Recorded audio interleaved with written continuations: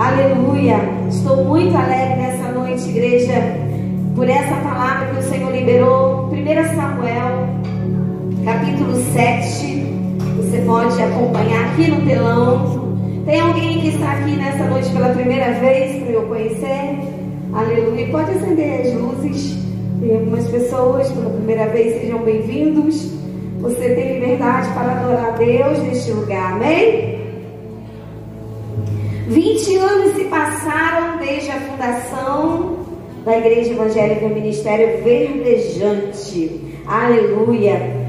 Foram tantas lutas, tantas vitórias, que eu já não consigo mais contabilizar, né? Já perdi a noção de tanta bênção.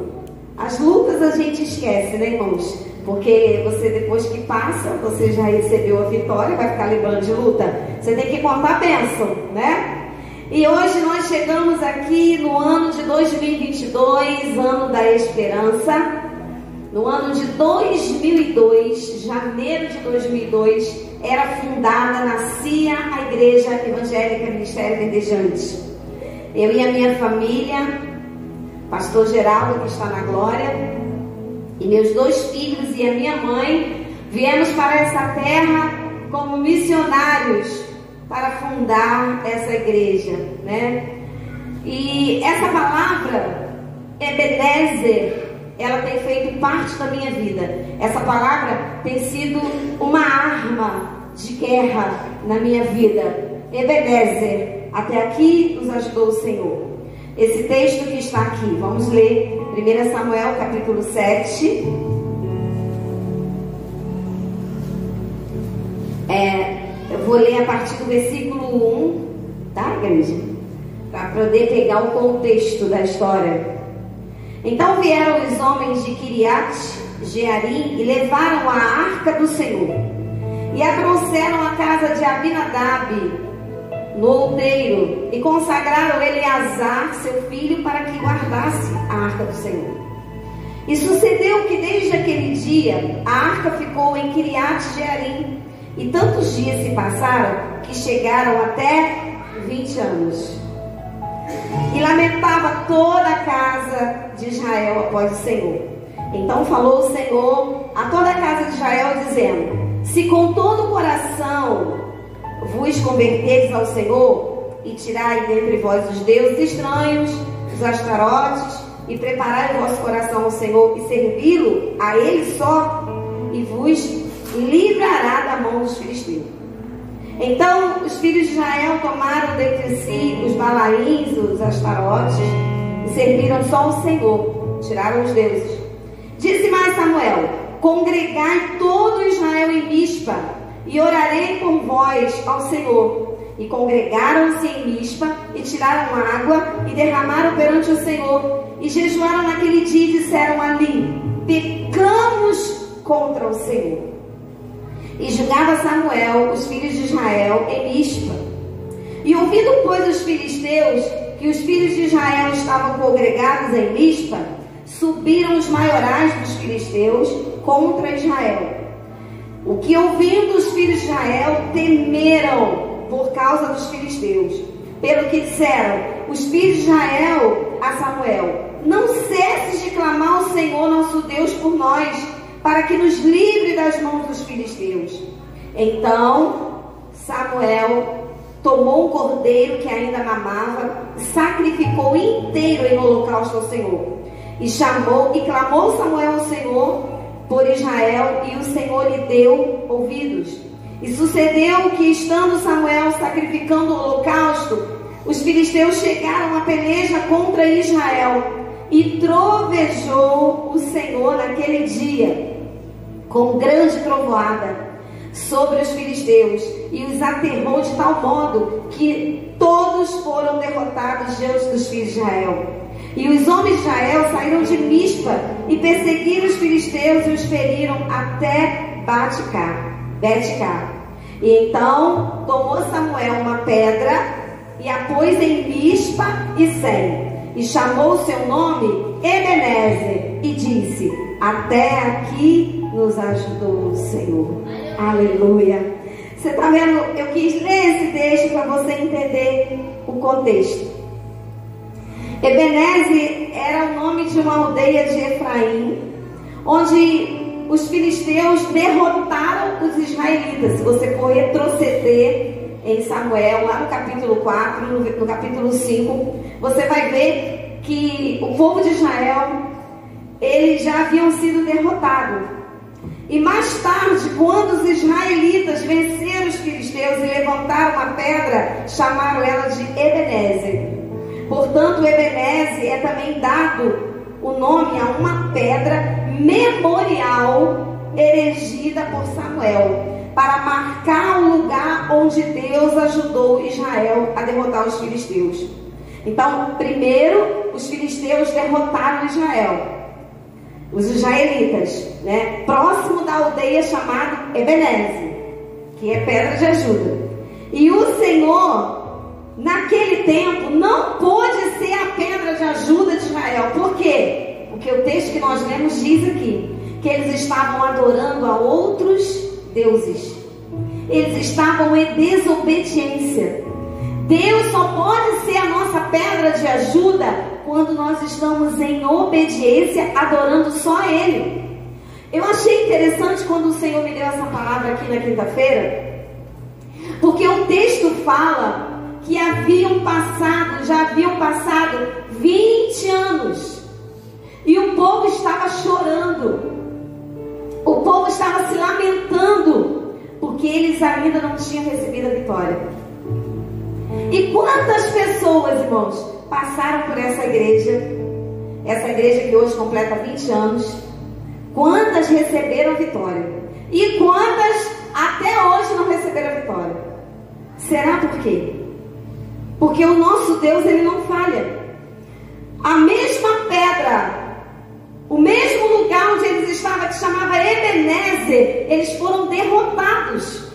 E depois Deus pega naquele mesmo lugar e dá vitória a eles, porque eles resolveram se voltar para Deus. Depois de 20 anos, após o arrependimento, veio o sucesso. Deus foi para eles uma pedra de ajuda. E eu creio, igreja, que nesses 20 anos chegou o tempo de Deus verdadeiramente ser uma pedra de ajuda na sua vida, como Ele tem sido na minha, como Ele tem sido na vida dessa igreja. Chegou o tempo dele ser uma pedra de ajuda na sua igreja. Aleluia. O Senhor sempre espera de nós um posicionamento. O que Deus estava querendo lá era um posicionamento do seu povo. Não é o fato de a gente estar na igreja que nós vamos ser ajudados, mas o Senhor, como pedra de ajuda, Ele quer que a gente se volte. O que estava acontecendo ali naquele contexto? Eles estavam tristes, eles estavam preocupados, porque eles haviam colocado a esperança deles no objeto, na arca. A arca tinha sido levada. 20 anos a arca foi tirada deles. E eles falaram assim: a gente não pode vencer porque a gente está sem a arca. A arca foi tirada. Mas não era por causa disso que eles não estavam vencendo. Eles não estavam vencendo porque eles estavam na desobediência. A arca representa e representava naquela época a presença de Deus. E é por isso que nós começamos essa mensagem aqui louvando, adorando. Igreja, é incrível como a gente se reúne, a gente se congrega e cada pessoa recebe a palavra de uma maneira.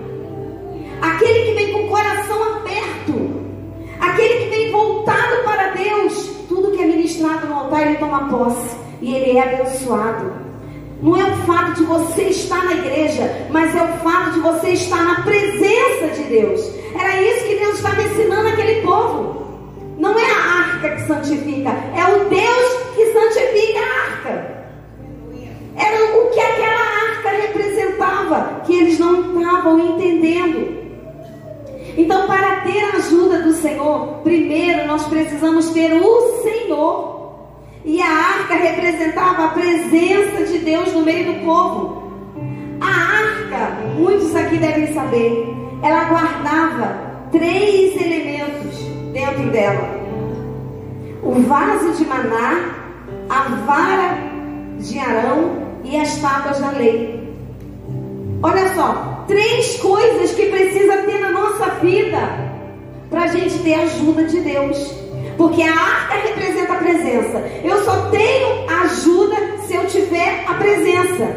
E essas 3 coisas que tinha dentro da arca, olha, as tábuas da lei, que é o testemunho que eu dou do Senhor, é a minha fé, é a minha obediência.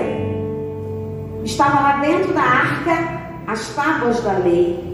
Como eu tenho vivido a minha vida aqui na terra? Será que eu posso realmente ter o Senhor como pedra de ajuda? Será que eu tenho a presença do Senhor? Então, dentro da arca tinha as tábuas da lei, que representam o meu testemunho. Tinha também lá o vaso de maná, que representa a provisão do Senhor. Quem tem a presença do Senhor tem provisão. Nunca falta nada. Nunca falta nada, porque a palavra do Senhor diz: o Senhor é o meu pastor e nada me faltará. E tinha também dentro da arca a vara de Arão, ou seja, os princípios de Deus, o poder de Deus. Para você ter a ajuda de Deus, irmão, olha só, as coisas de Deus não são fáceis. A Bíblia diz que o reino de Deus é tomada à força. Ah, mas eu fui na igreja, mas eu fiquei com sono. Ah, na hora da palavra me deu sono. Na hora do louvor não consegui louvar. Mas é engraçado, né, irmãos? Porque quando a gente ia para o Maracanã, gritava até ficar sem voz. A gente se esforça, pega trem. Eu me lembro quando eu era mais jovem, né? Porque eu ainda sou jovem. Eu ia pro baile e tinha muita lama. Sabe o que eu fazia? Botava saco nas pernas. Mas eu não deixava de ir pro baile por causa da lama, não. Mas a gente coloca obstáculo para adorar a Deus. Então, a vara de Arão significa os princípios de Deus, o poder de Deus sobre a nossa vida. E aquele povo, ó, tinha perdido isso. E o que nós, igreja, precisamos para enfrentar e vencer os filisteus, como aquele povo estava lá?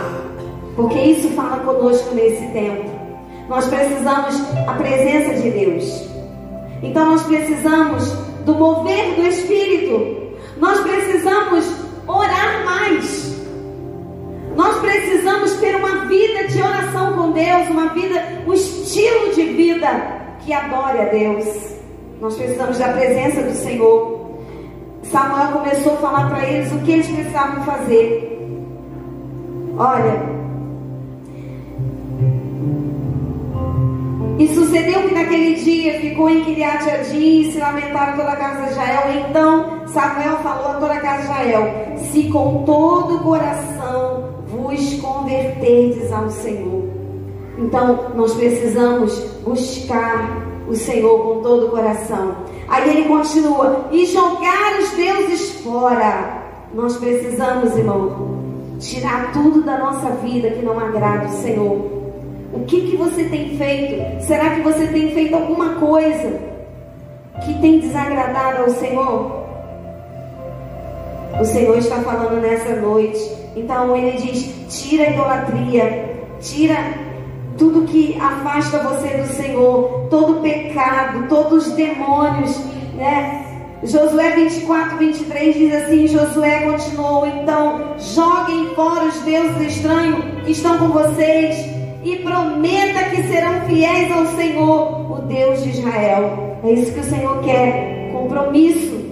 O Senhor quer que a gente tire os deuses estranhos, para o Senhor ser a sua pedra de ajuda. Você vai precisar buscar Ele de todo o coração. Você vai precisar tirar o pecado. E aí ele continua no versículo 3 ainda: e dediquem-se completamente a Deus. Se dedicar completamente a Deus, irmão, é se purificar, deixar o pecado. e fazer o que o Senhor gosta. E eu botei aqui um texto que eu gosto muito, que é 1 Pedro 4, que diz assim, ó, 1 Pedro 4, a partir do versículo 1, diz assim, ó: portanto, uma vez que Cristo sofreu fisicamente, amem-se com a mesma atitude que Ele teve. Estejam prontos para sofrer também, porque se vocês sofrerem fisicamente por Cristo e deixarem o pecado para trás, não passarão o resto da vida buscando seus próprios desejos, mas fazer a vontade de Deus. No passado, vocês perdiam muito tempo praticando essas coisas: imoralidade, desejos carnais, farras, bebedeiras, festanças, desregradas, além da detestável adoração a ídolos. Mas agora a vida de vocês é outra. Então, o que o Senhor está dizendo, olha, dedique-se. Samuel falou, olha, vocês estão apanhando dos filisteus? Vocês estão cansados? 20 anos de derrota? Vocês querem vencer? Então é hora de se dedicar ao Senhor. Aí ele continua ainda no versículo 3: adorem somente a Ele. E o que é adorar, irmão? Adorar é se dedicar a Deus, porque Ele é o nosso amor. Nós devemos a Ele reverência, nós devemos a Ele o nosso serviço e a nossa devoção. A palavra do Senhor diz: adorarás somente a Deus e só a Ele servirás. É uma coisa linda que eu vejo na igreja, né? Quando eu vejo a igreja adorando a Deus no momento do louvor, todo mundo levanta as mãos, as pessoas choram, né? Eu gosto, eu fico, sabe, doidona adorando o Senhor. É algo maravilhoso, porque você está adorando uma pessoa maravilhosa, uma pessoa digna, uma pessoa aceitável, uma pessoa que é digna de toda reverência, que é o nosso Deus. Então ele diz aqui: adore somente a Deus. O que é isso, irmão? O que é adorar somente a Deus? É dar prioridade a Deus, é fazer de Deus o centro da sua vida, é ir além das palavras, é adorar o Senhor com todas as atividades que você faz. Aonde você estiver, você está adorando a Deus. Tem gente, irmão, que não consegue fazer isso. Qualquer coisa, né? Saiu do culto, da porta para fora, já está xingando, já está mentindo, já está traindo. Isso não é uma adoração de verdade. Adorar a Deus é muito mais do que cantar louvores. É um estilo de vida. Então ele falou: adore somente a Deus. E quinto, viva em unidade. No versículo 6, ele falou, olha, ele chamou o povo: e congregai todo Israel em Mispa. Isso fala de unidade, que é como nós estamos aqui hoje. E a palavra do Senhor diz que é bom que os irmãos vivem em união. A palavra do Senhor diz em Eclesiastes 4:12: um homem sozinho pode ser vencido, mas dois conseguem defender-se. Um cordão de 3 dobras não se rompe com facilidade. Por que essa igreja chegou aos 20 anos? Porque eu não estou sozinha, porque nós não estamos sozinhos, porque nós somos uma igreja, nós estamos em unidade. Você não vai prevalecer se você não tiver em unidade com o seu esposo. O seu esposo não é o seu inimigo, a sua esposa não é o seu inimigo. Você não está jogando uma partida de tênis, você está adorando a Deus. Então você tem que estar em unidade. Olha o que a palavra do Senhor diz, Mateus 18:20: pois onde se reúnem 2 ou 3 em meu nome, ali eu estou no meio deles. Aleluia. Chegando o dia de Pentecoste, Atos 2:17, estavam todos reunidos em um só lugar. E o que aconteceu? Veio a presença do Senhor. Então a unidade que o Senhor quer da sua igreja. O Senhor quer unidade. O Senhor quer comunhão. O Senhor quer uma só. Que o povo dele seja um só com ele. Então, depois daqueles 20 anos, Samuel convoca o povo. Samuel fala para eles fazer tudo isso que nós falamos aqui. Eu estou correndo, mas eu acho que você está pegando, né? Samuel fala para eles tudo que eles têm que fazer: se converter, adorar só a Deus, deixar o pecado, viver em unidade. Aí ele fala: agora congrega todo mundo, congrega todo o povo que está vivendo derrotado. Vocês que confiaram nas suas próprias forças, vocês que até hoje acharam que ia conseguir com a sua própria força, pronto, chegou o dia da decisão. Então Samuel convoca toda a nação de Israel para se reunir em Mispa. E quando eu fui parar para pensar e estudar sobre isso, por que Samuel reuniu o povo em Mispa? Nessa noite nós estamos aqui em Mispa, porque Mispa é um lugar de tomada de decisões. E era hora, depois daqueles 20 anos, e chegou a hora, depois dos 20 anos do ministério verdejante, de você fazer um balanço, de você rever, de nós revermos os nossos erros, os nossos acertos e o que o Senhor quer de nós. Então hoje é dia de tirar o coração de tudo aquilo que ocupa o lugar de Deus. O tempo é agora, revisão espiritual, porque Deus tem que ser o primeiro na nossa vida. Então Mispa, a palavra Mispa, que é um lugar de tomada de decisão, onde Samuel reuniu o povo para tomar decisão, significa torre de vigia, essa palavra. Local onde o povo de Israel costumava se reunir na hora de grandes emergências, né? Para onde que a gente corre quando tem um problema? Para a igreja, né, irmão? Para Mispa. Então, Mispa quer dizer torre de vigia. Mispa, hoje, para nós, nesse contexto que nós estamos vivendo, significa lugar de oração. Porque Samuel disse assim: olha, congregai todo o povo em Mispa e orareis por vós ao Senhor. Então Mispa, para nós hoje, é lugar de oração, lugar de arrependimento e confissão, lugar que Deus julga as nossas ações, lugar do nosso sacrifício e da resposta de Deus, lugar de vitória. Olha o que o texto diz: congregaram-se em Mispa e tiraram água e derramaram perante o Senhor e jejuaram sacrifício. Aquele dia disseram: pecamos contra o Senhor. Hoje é noite de nós reconhecermos, igreja. Se você está passando, se você está sendo afrontado pelos filisteus, se até aqui você não tem conseguido vitória na sua família, na sua trajetória, na sua vida pessoal, na sua vida espiritual, o Senhor está te chamando para um concerto em Mispa, lugar do nosso sacrifício. Aonde tem sacrifício, tem resposta de Deus. Então eles jejuaram e derramaram água e disseram: pecamos contra o Senhor. E julgava Samuel os filhos de Israel em Mispa. Aleluia. E aí vieram os filisteus e eles tiveram medo.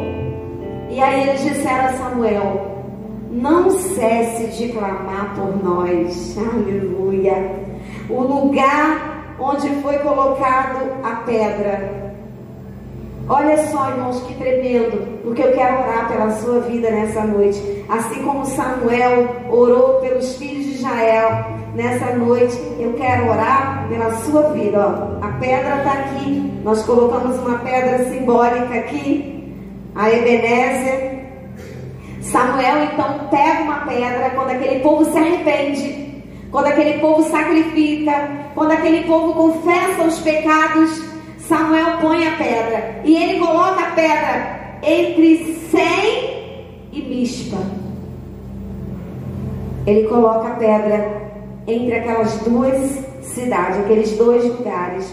E Sem significa penhasco e Mispa, torre de vigia. E sabe o que o Senhor falou? Entre o conhecido e o desconhecido, entre a vitória e um grande desafio, nós precisamos de Ebenezer, a pedra de ajuda.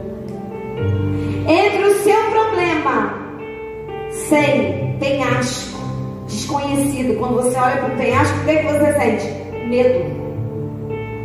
Entre o penhasco desconhecido e Mispa, a sua vitória, Mispa é lugar de vitória, Mispa é lugar de sacrifício, Mispa é lugar de oração, você precisa da pedra de ajuda. Sozinho você não vai conseguir. É por isso que o Senhor te trouxe aqui nessa noite. Nessa noite o Senhor colocou você em Mispa. Talvez você esteja enfrentando um grande penhasco, um grande desafio, algo que você diga assim: eu nunca passei por uma prova dessa. Porque a última prova é sempre a pior. A gente passa um monte de prova. Quando chega na última que a gente está vivendo, fala assim: rapaz, se o negócio é pior do que isso, não sei não. Porque tá difícil. Essa prova é a pior de todas. Porque a gente tem um negócio dramático, né? O Senhor colocou você aqui nessa noite para dizer que entre o conhecido e o desconhecido, entre uma vitória e um grande desafio, que eu não sei qual é o desafio que você está vivendo, existe uma pedra chamada Ebenezer, a pedra de ajuda, e essa pedra é Jesus de Nazaré. Aleluia! E se você entrou aqui nessa noite vivendo essa situação, o Senhor tem ajuda para você. Aleluia! Ele diz em Isaías 28:16: por isso o Senhor Deus diz: estou colocando em Sião uma pedra preciosa que eu escolhi para ser a pedra principal do alicerce, e nela está escrito, meu Deus, quem tem fé não tem medo. Quem tem fé não tem medo. Não importa qual é o desafio que você está passando, igreja. Quando a Bíblia fala de pedra, talvez você não conheça tantas figuras que existem na Bíblia, e a pedra é uma figura que representa Jesus Cristo, a pedra angular. E o próprio Senhor, usando o profeta messiânico Isaías, ele disse: por isso o Senhor diz, o Senhor Deus diz. Quem é que diz? O Senhor Deus diz: estou colocando em Sião, aqui nessa noite, uma pedra preciosa que eu escolhi. Sabe que pedra é essa? É Jesus. Jesus edificou a sua igreja sobre uma pedra. Essa é noite de festa, igreja. Você está em Mispa. O Senhor te trouxe para Mispa. É aniversário da igreja, mas quem vai ganhar o presente é você. O Senhor está falando: eu coloquei uma pedra principal. É o alicerce dessa igreja. O alicerce dessa igreja é Jesus. Não era o pastor Geraldo, que já está na glória. Não sou eu, que um dia vou para a glória. O alicerce dessa igreja é Jesus. E ele colocou uma pedra, e ele escreveu na pedra. Olha o que Jesus escreveu na pedra. Está escrito ali na porta da igreja. Você nunca viu, mas a partir de hoje, todas as vezes que você entrar por essas portas, Deus vai abrir os seus olhos espirituais para que você entre por essas portas dizendo: quem tem fé não tem medo. Quem tem fé não tem medo. Eu confio na pedra viva, a pedra angular. E aí, você tem um sonho, você tem um projeto, e as pessoas dizem: você não vai conseguir porque você é pobre, porque você é feio, porque você não sabe. Aí você vai falar o quê? Quem tem fé não tem medo.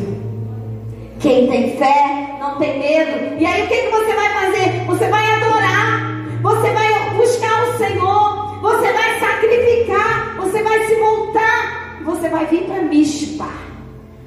Estou indo para Mispa, estou indo para a igreja. Estou indo para o lugar da vitória. Aqui nesse lugar é lugar de receber vitória. Aleluia. Já dizia o corinho que a gente cantava quando não tinha nem chão. Aqui nesse lugar é lugar de receber vitória. Aqui nesse lugar é lugar de receber vitória. Se você ora, se você chora, vamos ficar de pé. Tem um anjo bem pertinho de você, a pedra de ajuda. Se você ora, se você chora, tem um anjo bem pertinho de você.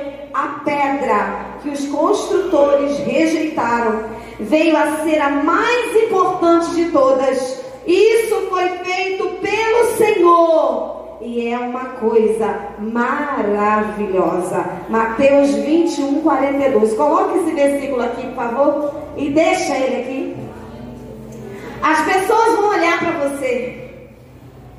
As pessoas vão ver o que Deus fez na sua vida. Quando nós começamos aqui essa igreja, as pessoas diziam assim: fundo de quintal, não vai adiante. Imagina, irmão, era um corredãozinho, era um vagão de trem.